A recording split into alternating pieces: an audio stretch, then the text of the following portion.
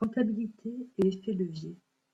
La finalité de l'entreprise est la réalisation de profits, mais quelle que soit l'importance de ce dernier, il est à comparer aux moyens mis en œuvre. Un résultat de 100 € n'a pas la même importance si l'on a investi 10 ou 1000. C'est pourquoi il est intéressant de se préoccuper de la rentabilité, résultat obtenu en fonction des moyens mobilisés. Dirigeants et associés apprécient-ils la situation de la même manière? Quels arbitrages de financement seront faits en fonction de cette rentabilité? Quelques rapides calculs permettent de prendre les décisions les plus pertinentes. Un compte de résultat présente en lecture directe les 3 niveaux de formation du résultat: résultat d'exploitation, financier et exceptionnel. Le dirigeant, responsable de la vie quotidienne, est directement intéressé au résultat d'exploitation. Ce résultat, comparé aux capitaux mobilisés, capitaux propres et dettes financières à long terme, va permettre de connaître la rentabilité économique. Les associés, eux, ont engagé des capitaux, capital social et autres capitaux laissés à la disposition de l'entreprise. L'ensemble se trouve dans les capitaux propres, au passif du bilan. Leur objectif est que l'entreprise dégage le plus de résultats nets comptables, après impôts, possible.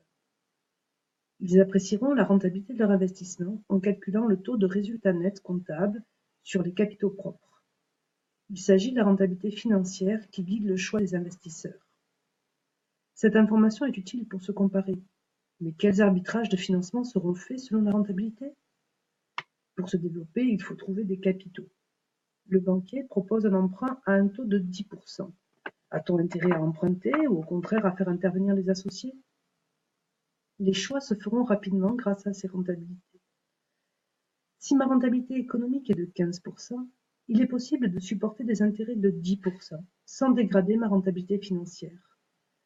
Le résultat va progresser sans que mes associés ne mettent un sou de plus. Cette solution devrait leur convenir.